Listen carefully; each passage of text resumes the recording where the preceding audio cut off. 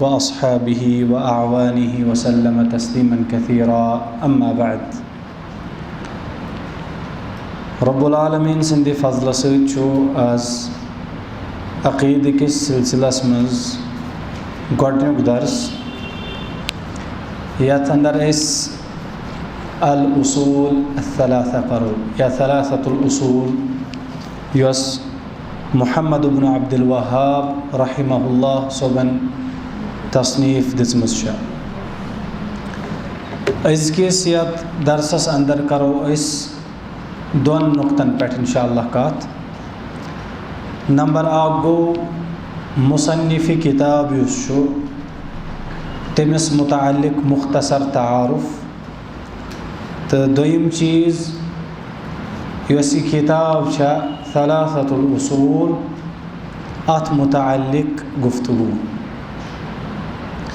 مصنف کتاب سُنٛد یوٚتتھ تام تعلق چھُ سُہ چھُ محمد ابن عبد الوہاب ابن سلیمان ابن علی التمیمی النجدی الحنبلی. مختصراً تھاوو أسۍ یاد محمد ابن عبد الوہاب رحمہ اللہ.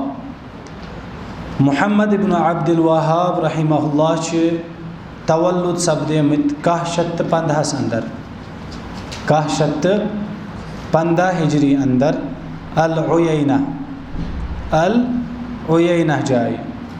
عینہ کتہِ چھُ؟ بلدتن قریبتن من الریاض. یہ چھُ ریاضس قریب اکھ ایریا، ریاضس قریب اکھ شہر یتھ ناو چھُ عینہ اور أتھۍ جایہِ چھِ تولُد سپدیمٕتۍ کم؟ محمد ابن عبد الوہاب.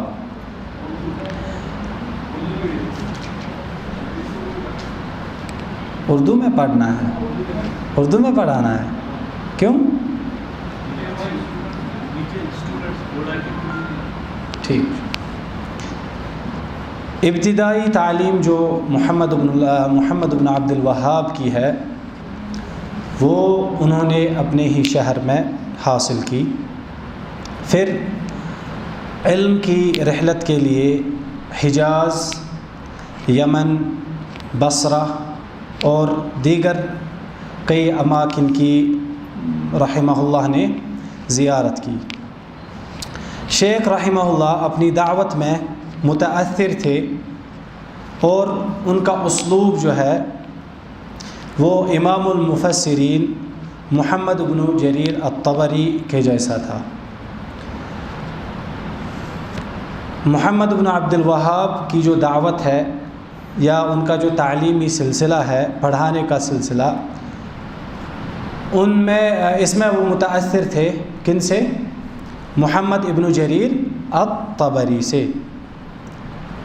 محمد ابن جریر الطبری کس چیز میں معروف ہیں؟ التفسیر بالمأثور.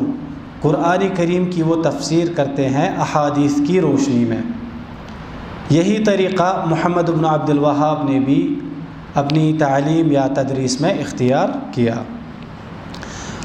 محمد بن عبد الوہاب رحمہ اللہ اس کے علاوہ متاثر تھے احمد ابن تیمیہ رحمہ اللہ اور ان کے شاگرد العلامہ شمس الدین ابن القیم الجوزی رحمہ اللہ سے.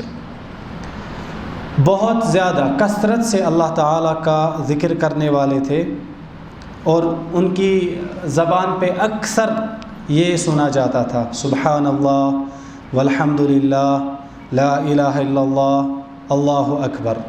اس کے علاوہ وہ کافی رفیق، کافی شفیق اور اپنے طلباء کے ساتھ کافی نرمی اختیار اور نرمی برتنے والے تھے.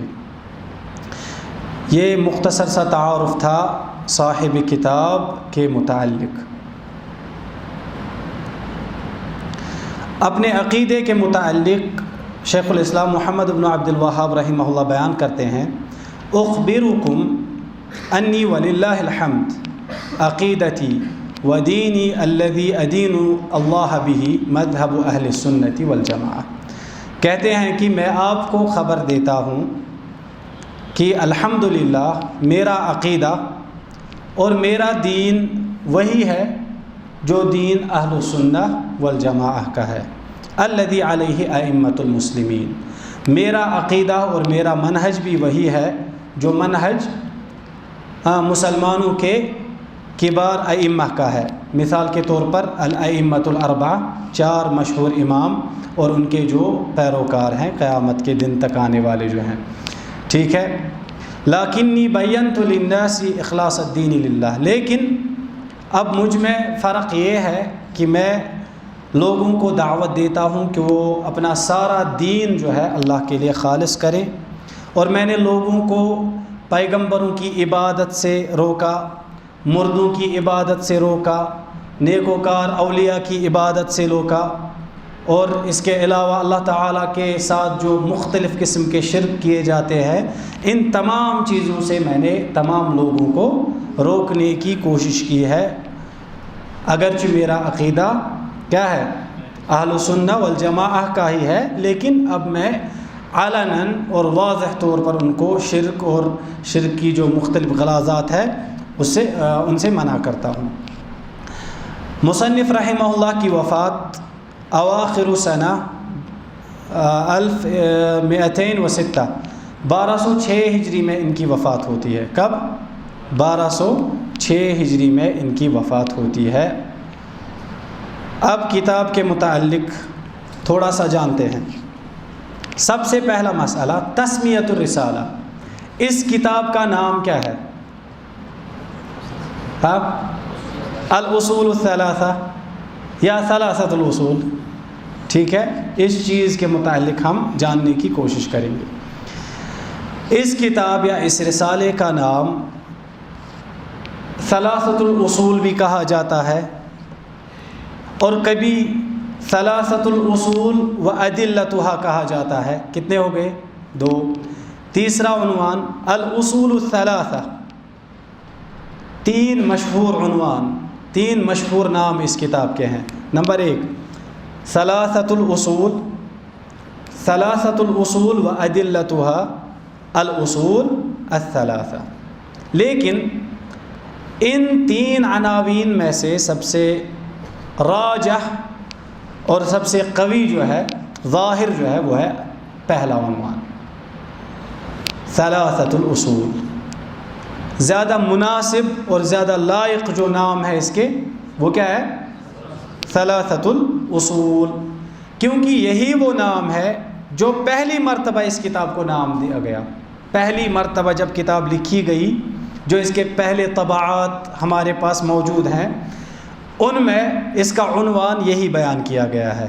مثال کے طور پر عیسیٰ بن رمح کا جو نسخہ ہے، جو 1338 میں طبع کیا گیا یا 1340 میں، اور پھر ایک اور طبعہ 1345 میں قاہرہ میں وہ طبع کیا گیا ہے، ان تینوں نسخوں میں جو ہے اس متن کا نام ثلاثۃ الاصول بیان کیا گیا ہے۔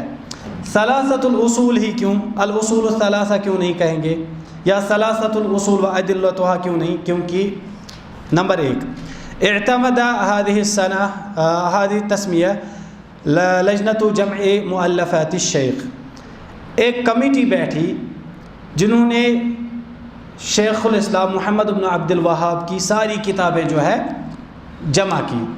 یہ جو کمیٹی ہے، انہوں نے جو نام اختیار کیا ہے اس رسالے کا، وہ ہے ثلاثۃ الاصول، پہلا۔ دوسرا، بعض مؤرخین جو محمد بن عبد الوہاب کی مصنفات کا ذکر کرتے ہیں، تذکرہ کرتے ہیں اپنی کتابوں میں، وہ جب اس رسالے کا تذکرہ کرتے ہیں وہ ثلاثۃ الاصول نام ہی بیان کرتے ہیں، جیسے ابن بشر۔ تیسرا، علماء کی ایک بہت بڑی جماعت جو ہے وہ بھی اسی نام پر اعتماد کرتے ہیں۔ مثال کے طور پر عبد الرحمن بن حسن بن محمد بن عبد الوہاب، الشیخ سلیمان بن سحمان، عبد الرحمن بن محمد بن قاسم، اور ان کے علاوہ کئی اور علماء جو ہیں جنہوں نے اس رسالے کا نام کیا اختیار کیا؟ ثلاثۃ الاصول۔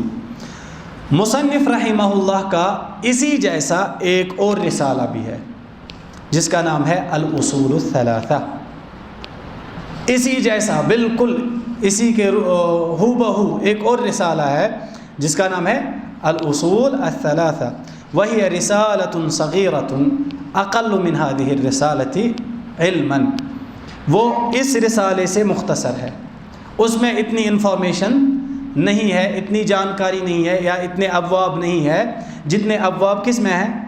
ثلاثۃ الاصول میں۔ وہ دوسرا رسالہ کیوں لکھا ہے؟ لیعلمها الصبیان الصغار، تاکہ مؤلف رحمہ اللہ عقیدہ سکھائے کن کو؟ بچے جو ہیں، جو چھوٹے چھوٹے طالب علم ہیں ان کو۔ ففرق بین الرسالتین، ان دونوں رسالوں میں فرق ہے، دونوں کتابوں میں فرق ہے۔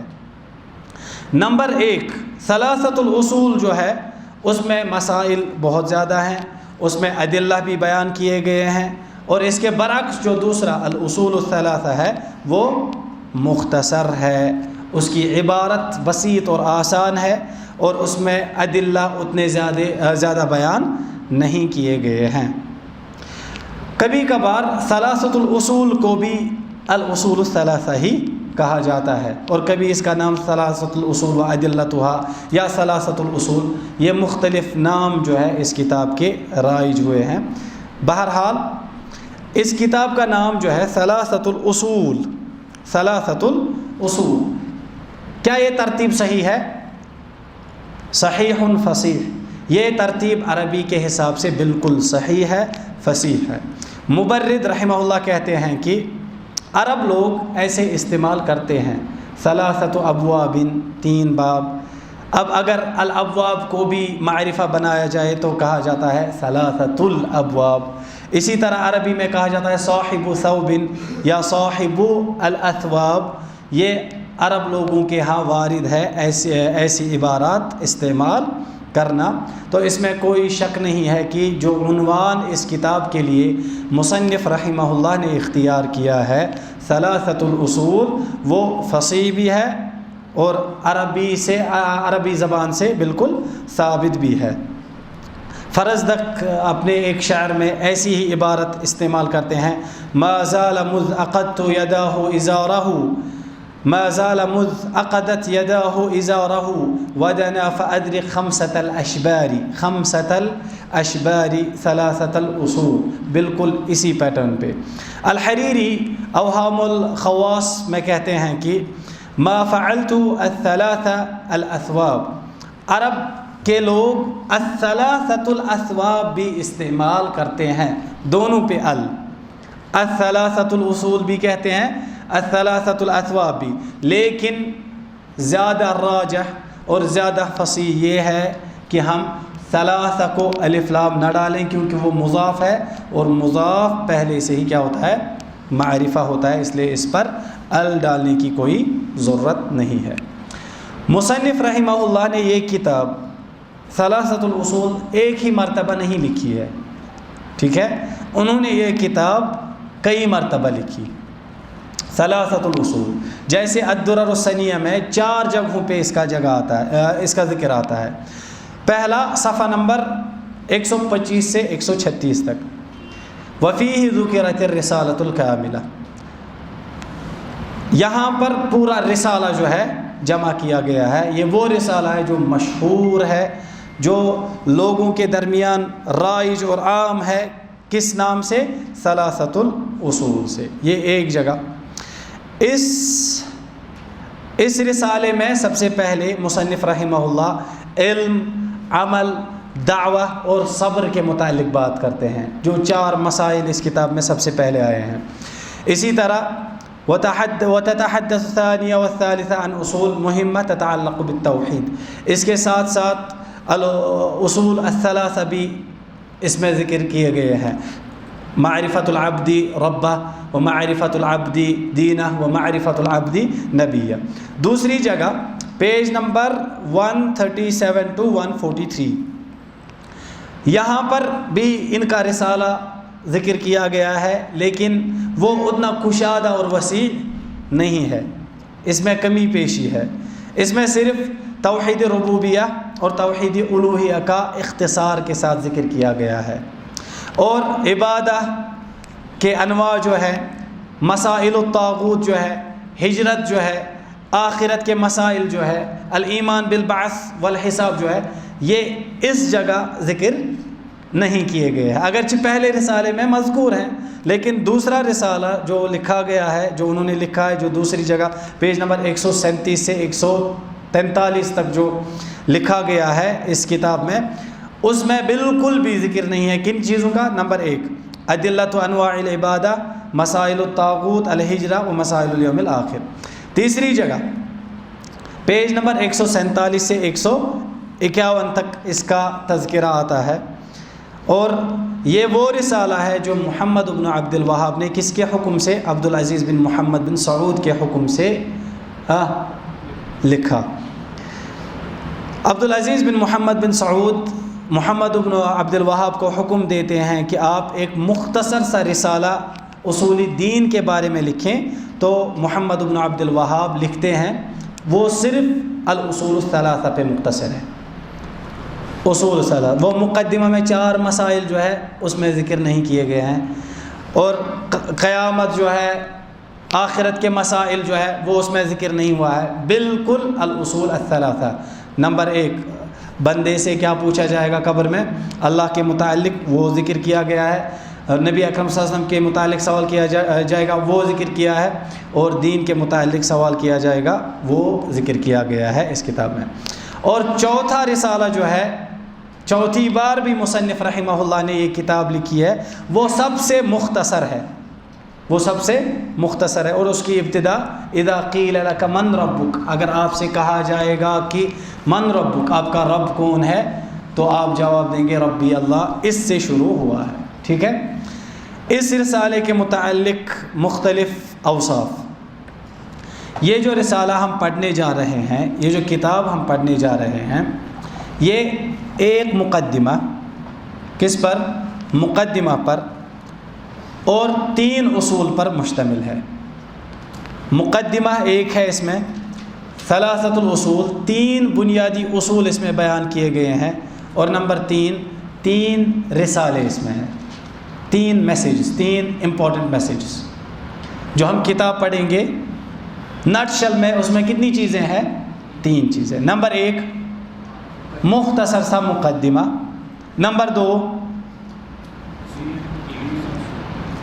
دین کے 3 بنیادی اصول، اور نمبر 3 رسائل، 3 رسائل متعددہ، 3 امپورٹنٹ میسیجز، ٹھیک ہے۔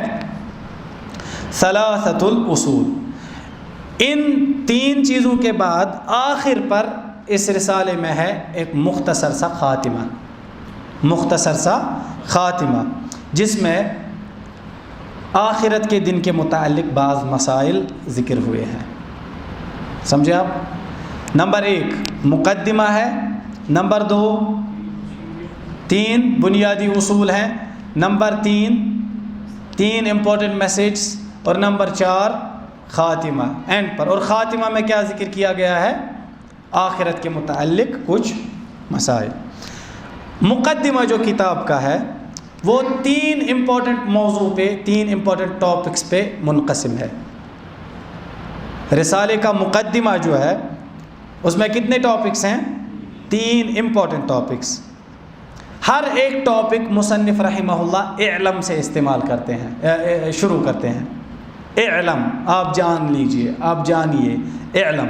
تو مقدمہ میں کل کتنے موضوع ہیں؟ 3 موضوع، اور تینوں موضوع کس سے شروع ہوئے ہیں؟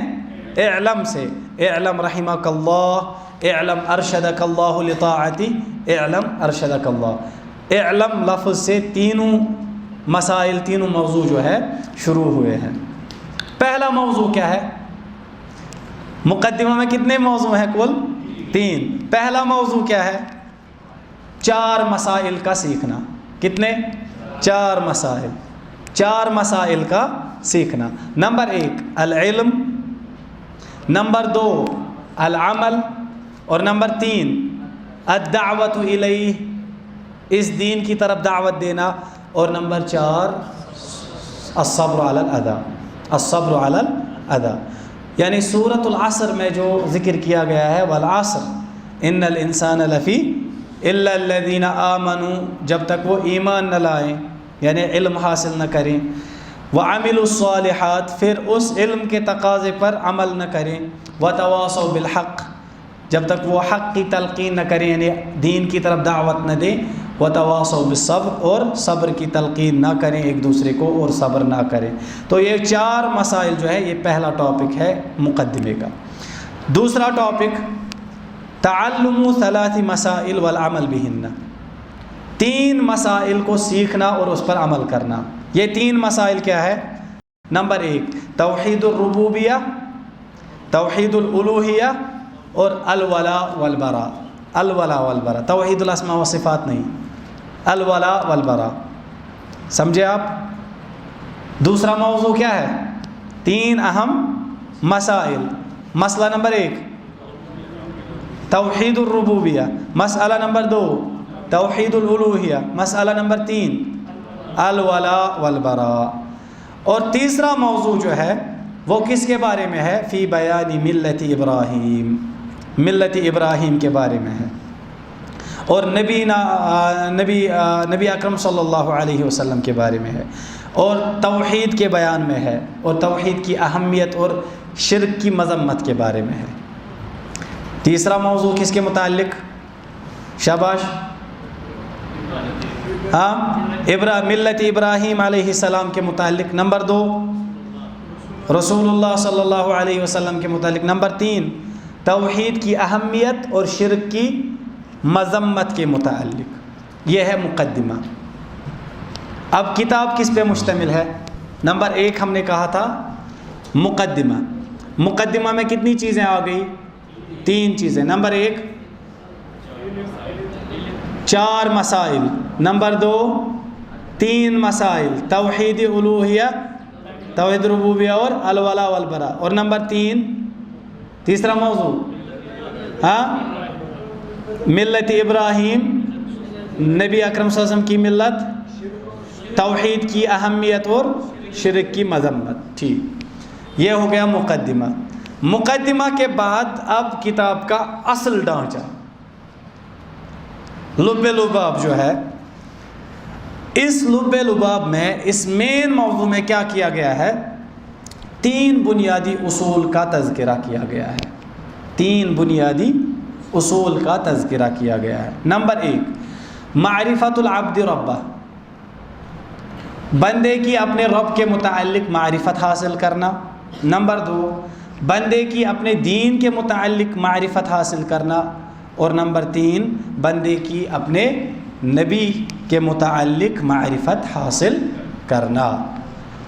اور اس کے متعلق مصنف رحمہ اللہ کہتے ہیں کہ ان العلم بهذه الاصول فریضۃ علی کل ذکر و انثی، ان 3 اصول کا علم حاصل کرنا ہر ایک مرد اور عورت پر فرض ہے، ہر ایک مرد اور عورت پر فرض ہے، کیونکہ اس سے معرفت اللہ کی معرفت حاصل ہوتی ہے، ومعرفت نبیہ، نبی اکرم صلی اللہ علیہ وسلم کی معرفت حاصل ہوتی ہے، ومعرفت دین الاسلام، اور دین اسلام کی معرفت حاصل ہوتی ہے۔ اور یہ 3 چیزیں جاننا، یہ اس سوال کا جواب حاصل کرنا ہے جو سوال ہم سے کہاں پوچھے جائیں گے؟ قبر میں پوچھے جائیں گے۔ اب مسئلہ ہے، ہمیں اللہ تعالیٰ کی معرفت حاصل کرنی ہے، دین کی معرفت حاصل کرنی ہے، اور نبی اکرم صلی اللہ علیہ وسلم کی معرفت حاصل کرنی ہے۔ معرفت کی 2 قسمیں ہیں، ایک ہم اجمالی طور پر معرفت حاصل کریں، اجمالی مختصراً علم حاصل کریں، مثال کے طور پر اللہ ایک ہے، اللہ کی توحید پر جو ہے ایمان لانا مجملاً۔ دوسرا ہوتا ہے مفصلاً، تفصیل کے ساتھ اللہ تعالیٰ پر ایمان لانا۔ ہم کہیں گے اللہ تعالیٰ پر ایمان لانا، اس سے کیا مراد ہے؟ اس سے مراد ہے نمبر 1 آپ پہلے اللہ کے وجود پر ایمان لاؤ، پھر اس کی ادلہ، عقل سے ثابت ہے اللہ تعالیٰ کا وجود، قرآن سے ثابت ہے اللہ کا وجود، حدیث سے ثابت ہے اللہ کا وجود، دماغ سے، فطرت سے ثابت ہے یہ چیزیں۔ پھر کن کن باطل فرقوں کا کیا کیا قول ہے اس کے متعلق، ان کو رد کیسے کیا جائے گا، یہ ہے تفصیل کے ساتھ۔ پھر دوسرا مسئلہ آتا ہے اللہ تعالیٰ کی ذات پر، جب ہم نے ان کے وجود پر جب ہم نے ایمان لایا، اب ایمان لانا ہے ان کی توحید پر، اللہ تعالیٰ توحید الوہیت پر ایمان لانا، توحید ربوبیت پر ایمان لانا، توحید الاسماء و صفات پر، پھر توحید الالوہیہ میں کون لوگ گمراہ ہو گئے ان پر رد کرنا، اس کی دلیلیں مطلب مفصلاً جو ہے، یہ بھی ایک انسان کے لیے کیا ہے واجب ہے، فرض ہے۔ جو شخص مفصلاً توحید نہیں جانتا وہ گناہ گار ہے، تفصیل کے ساتھ۔ ایک انسان کے لیے لازم اور ضروری ہے جہاں وہ یہ کہیں کہ اللہ ایک ہے، وہاں اس کو اس کی دلیل بھی یاد ہونی چاہیے، قرآن سے کہاں ثابت ہے اور نبی اکرم صلی اللہ علیہ وسلم سے یہ چیز کہاں ثابت ہے۔ تو یہ کتاب کا اصل لب لباب ہے۔ تیسرا، نہایہ و خاتمۃ الکتاب، آخری حصہ جو کتاب کا ہے وہ ہے خاتمۃ الکتاب، کتاب کا خاتمہ یا کتاب کا اینڈ۔ اس حصے میں مصنف رحمہ اللہ نے الایمان بالیوم الآخر کے کچھ مسائل بیان کیے ہیں، جیسے الایمان بالبعث، مرنے کے بعد پھر سے زندہ ہونا، اس پر ایمان، حساب پر ایمان، اور جو شخص قیامت کا انکار کرے وہ کافر ہے۔ اور اس کے ساتھ ساتھ ایک اور امپورٹنٹ ایشو جو ہے ڈسکس کیا ہے، وہ ہے وجوب الکفر بالطاغوت، ایک انسان کے لیے واجب ہے کہ وہ طاغوت کا انکار کرے، طاغوت کا معنی کیا ہے، اور طاغوت کے 5 بنیادی ہیڈنگز جو ہے وہ اس باب میں مصنف رحمہ اللہ نے ذکر کیے ہیں۔ دراست موضوع الرسالہ، اب رسالہ کا موضوع کیا ہے، یہ کس فن پہ لکھی گئی ہے، کس بارے میں لکھی گئی ہے، مختصراً یہ تو معلوم ہے نا، کس بارے میں؟ یہ کتاب عقیدے کے بارے میں لکھی گئی ہے، لیکن عقیدے میں بالخصوص، شاباش، بالعموم یہ عقیدہ کے متعلق ہے نا، لیکن بالخصوص تقریر التوحید، توحید کے متعلق یہ کتاب جو ہے لکھی گئی ہے۔ اگرچہ اس میں قیامت کا بھی ذکر ہے، اگرچہ اس میں باقی چیزیں بھی ہے، لیکن اصل موضوع کتاب کا ہے تقریر التوحید۔ ہم نے الاصول الثلاثہ ہی کیوں پڑھانی ہے یا پڑھنی ہے؟ باقی بہت ساری کتابیں ہیں نا، ہم نے یہی کیوں اختیار کی؟ کیونکہ اس کے کئی ایسے اوصاف اور ایٹریبیوٹس ہیں جنہوں نے ہمیں نا مجبور کیا کہ ہم یہی کتاب پڑھائیں۔ اس کتاب کی کافی زیادہ امتیازی خصوصیات ہیں۔ حسن التصنیف، مصنف رحمہ اللہ نے ان کو یہ کتاب جو ہے نہایت ہی خوبصورت انداز میں لکھا ہے۔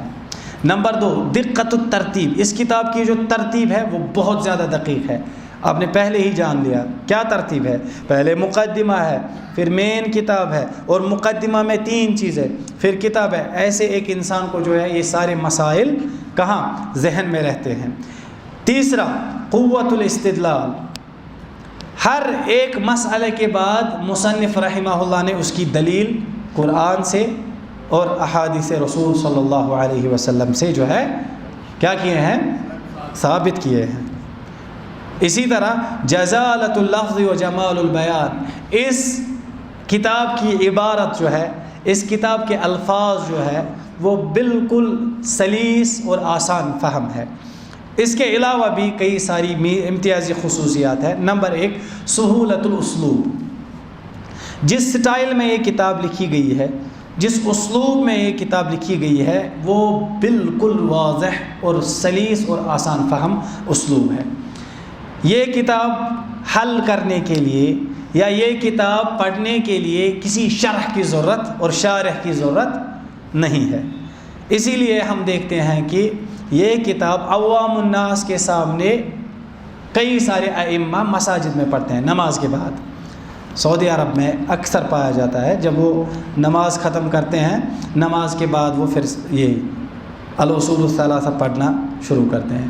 امام بالکل امام پاران تو ہم بوزان، تو کسی شرح کی ضرورت نہیں، شارح کی ضرورت نہیں پڑتی ہے، شرح کرنے کی ضرورت نہیں پڑتی ہے۔ مصنف رحمہ اللہ نے یہ کتاب کب لکھی؟ جب انہوں نے توحید کی طرف دعوت دینا شروع کیا. شروع ایام میں انہوں نے یہ کتاب لکھی. اس لیے اس کتاب کا بنیادی مقصد تھا نصیحت، اصلاح اور لوگوں کے ساتھ مطلب رحمت کا مظاہرہ، لوگوں کے ساتھ شفقت کا مظاہرہ کرنا جو تھا، یہ بنیادی مقصد اس کتاب کا تھا. اسی لیے اس کتاب کے الفاظ جو ہے بالکل آسان، سلیس اور بالکل اسلوب جو ہے وہ کافی آسان فہم اسلوب اختیار کیا ہے. نمبر 2، براعت التصنیف. اس کتاب کا جو اسلوب ہے نا، اس انداز سے مصنف رحمہ اللہ نے اس کتاب کو لکھا ہے کہ ایک انسان جب پہلی بار بھی پڑھے، پہلی بار میں ہی اسے یہ ساری چیزیں جو ہے یاد ہو جائے گی. کیونکہ انہوں نے جو اسلوب اختیار کیا ہے وہ ہے الاجمال ثم التفصیل. پہلے اجمالی طور پر مسئلے کا ذکر کیا ہے. اجمال مطلب مختصر، ہاں مختصراً پہلے مسئلے کا ذکر کیا ہے. مثال کے طور پر واجب ایک انسان پر یہ ہے کہ وہ اپنے رب پر ایمان لائے، بس اپنے رب کی معرفت حاصل کرے. تو مختصراً یہ رہا ایک انسان کے ذہن میں. اب اس کی تفصیل، اس میں نمبر 1 مسئلہ، نمبر 2 مسئلہ، نمبر 3 مسئلہ، نمبر 4 مسئلہ ذکر کیے گئے ہیں. تو اجمال کے بعد تفصیل، پہلے مختصراً مسئلے کا ذکر، پھر اس کو ڈسکرائب کرتے ہیں. ٹھیک ہے. فَإِذَا قِيلَ لَكَ، مثال کے طور پر مصنف رحمہ اللہ کتاب میں کہتے ہیں اگر آپ سے پوچھا جائے مَا الْأُصُولُ الثَّلَاثَةُ، دین کے 3 بنیادی اصول کیا ہیں جن کی معرفت حاصل کرنا، جن کا علم حاصل کرنا ہر ایک مسلمان پر واجب ہے، بتائیے کیا 3 اصول ہیں. پہلے سوال کیا ہے، پھر اس کا جواب مختصراً دیا ہے. نمبر 1 معرفت العبد ربہ، معرفت العبد دینہ، معرفت العبد نبیہ. تو مختصراً جو ہے اجمالی انداز میں مصنف رحمہ اللہ پہلے دین کے 3 اہم اصول بیان کرتے ہیں. اس کے بعد آہستہ آہستہ ایک باب سے نکل کر دوسرے باب میں، پھر تیسرے باب میں ان کی کیا وضاحت بیان کرتے ہیں. کیونکہ اصل مسئلہ ہے رأس المسئلہ کو یاد رکھنا. ہم نے کیا دیکھا ہے، اکثر جب ہم فقہ پڑھتے ہیں یا کوئی اور کتاب پڑھتے ہیں، ہماری انفارمیشن محدود ہوتی ہے.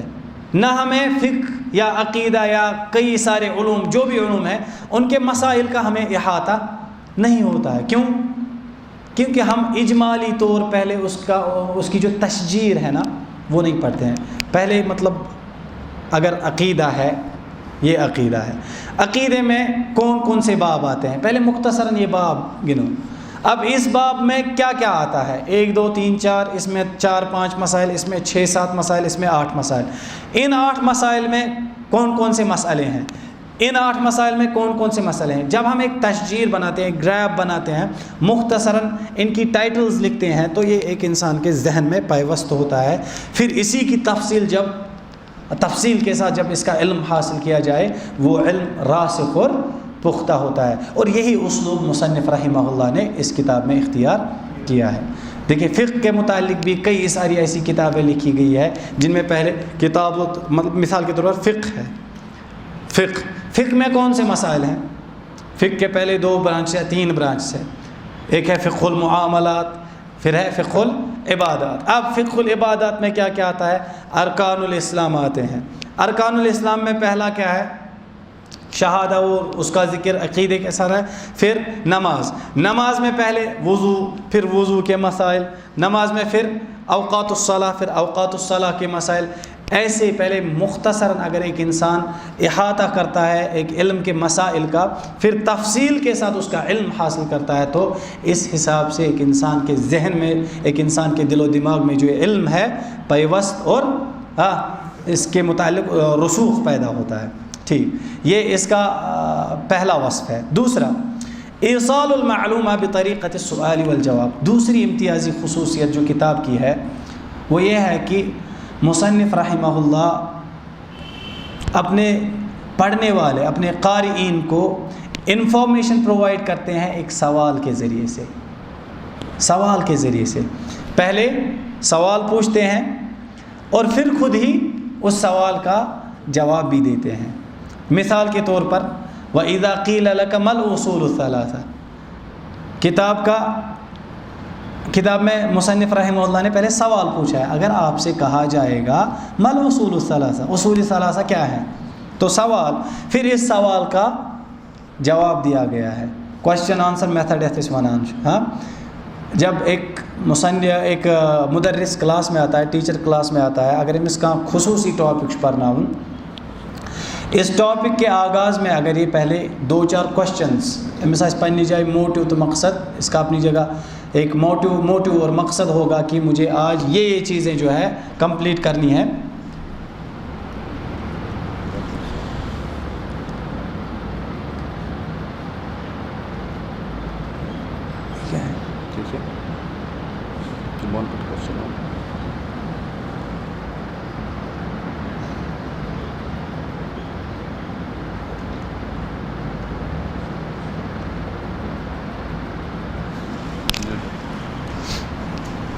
یہ کریوز میں سینڈا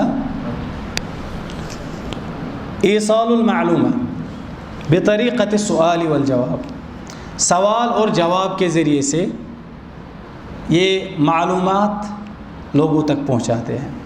ٹھیک ہے, یہ ہے اس نبی اکرم صلی اللہ علیہ وسلم طریق, یہ نبی اکرم صلی اللہ علیہ وسلم کا طریقہ بھی تھا. ایک مثال کوئی دے سکتا ہے؟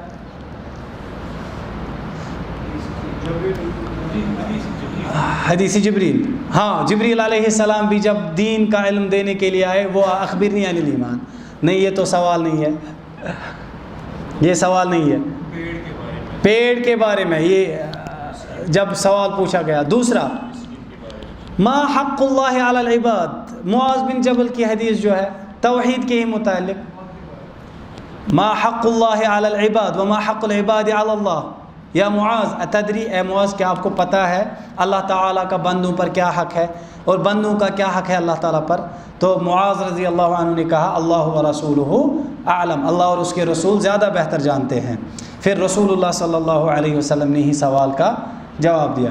تو اس سوال کے ذریعے سے کیا ایک طالب علم کے ذہن میں شوق پیدا ہوتا ہے اور مسئلہ پیوست ہوتا ہے, تو انفارمیشن جو ہے نہایت ہی رسوخ کے ساتھ ایک انسان کے دل میں یا دماغ میں اتر جاتی ہے. نمبر 3 حسن الترتیب. تیسری امتیازی خصوصیت جو اس کتاب کی ہے وہ کیا ہے؟ حسن الترتیب. اس کتاب کی ترتیب جو ہے بہت خوبصورت ہے. پہلے 4 مسئلے ذکر کیے, ہاں, ان میں علم پہلے, پھر عمل, پھر دعوت, پھر صبر, پھر الانابہ, الخشیہ.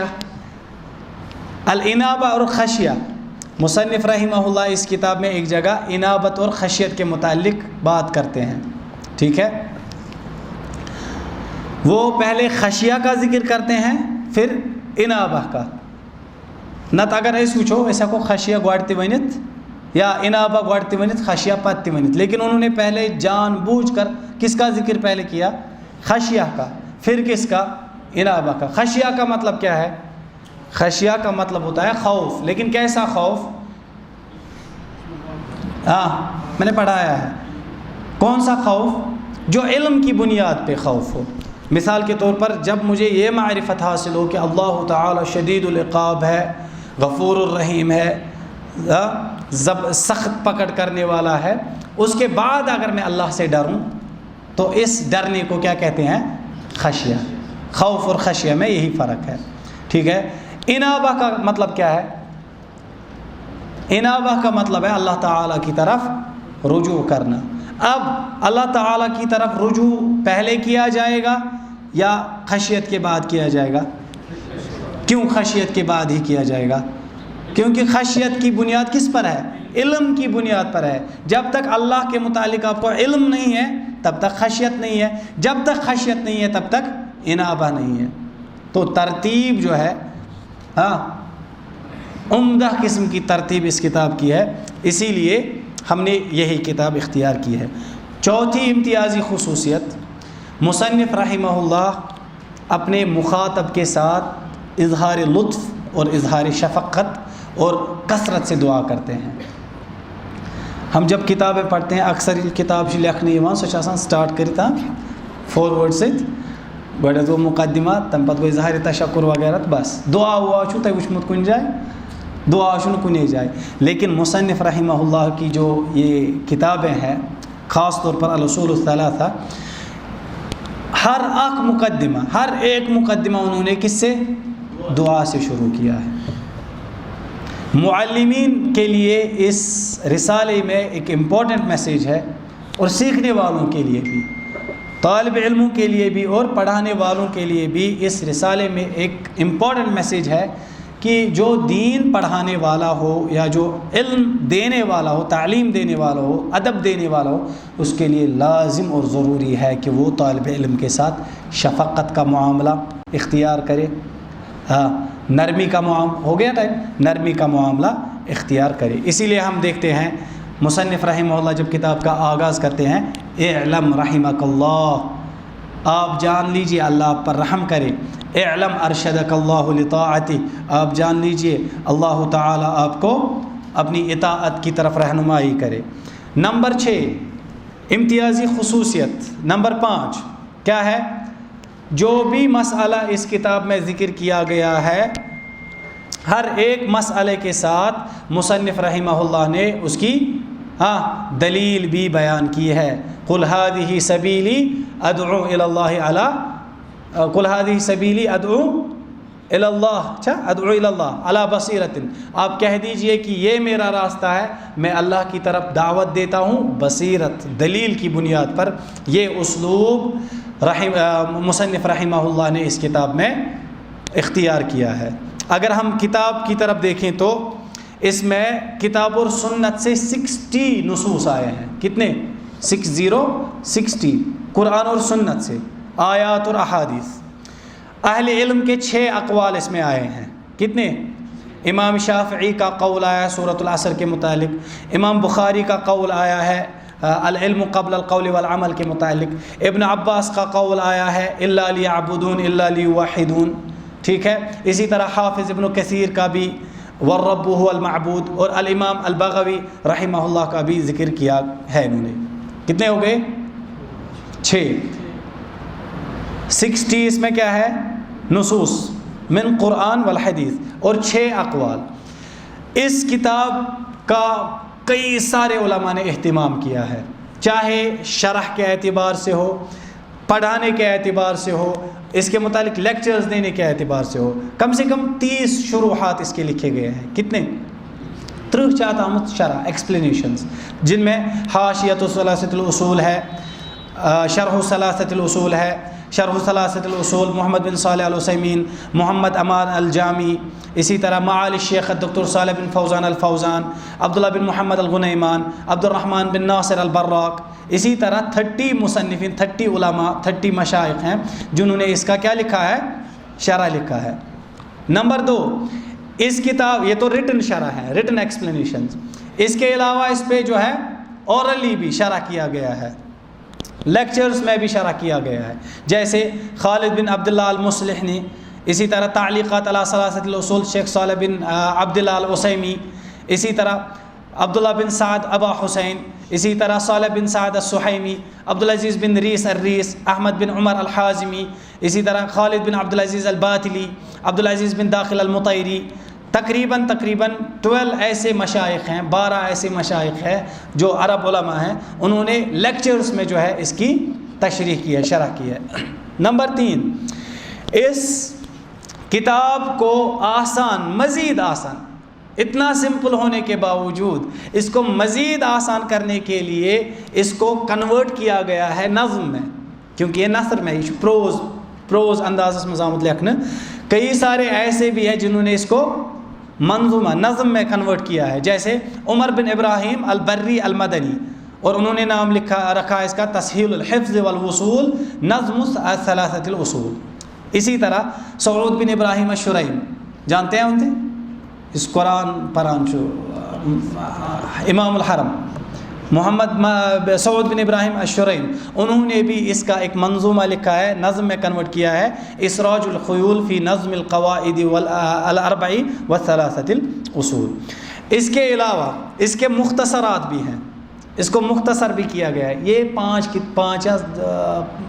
10 کی 11 پیج پر کتاب مشتمل ہے، اس کو بھی مختصر کیا گیا ہے کئی سارے علماء، جیسے محمد عبدالعزیز بن محمد الشثری۔ کس نے؟ شثری، عبدالعزیز بن محمد الشثری، تیموچی مختصر کرمز، اور یہ دار العاصمہ الریاض میں پبلش ہوئی ہے۔ اس کے علاوہ اس کتاب کو سوال جواب میں بھی کنورٹ کیا گیا ہے۔ کس میں؟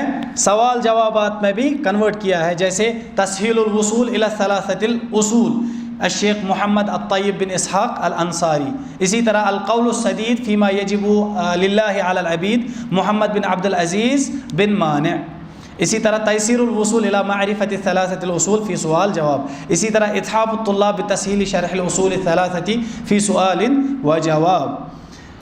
اس کے علاوہ کئی اور بھی مؤلفات ہیں جو اسی موضوع، اسی فن پہ لکھی گئی ہے، جیسے کشاف تحلیلی لشروح ثلاثۃ الاصول، المدخل لشرح ثلاثۃ الاصول۔ یہ ساری چیزیں جو ہے اس کتاب کی اہمیت اور افادیت پہ دلالت کرتی ہیں۔ اللہ سے دعا کرتے ہیں کہ اللہ ہمیں بھی توفیق دے کہ ہم اس اجر و ثواب کے امیدوار رہیں جو اجر و ثواب اللہ نے اس کتاب کو پڑھنے پڑھانے میں رکھا ہوگا۔ سبحانک اللہم ربنا وبحمدک، اشہد ان لا الہ الا انت، استغفرک واتوب الیک۔ مقدمہ، اصول، رسالہ، خاتمہ۔ مقدمہ میں اس نے کتنی چیزیں ذکر کی ہے؟ 3 چیزیں۔ اصول میں اس نے الاصول الثلاثہ، معرفۃ العبد ربہ، معرفۃ العبد دینہ، تو معرفۃ العبد نبیہ، یہ ہے اصول۔ رسالے 3 ہے، توحید الالوہیہ، توحید الربوبیت، الولاء والبراء، 3 رسالے یہی ہیں۔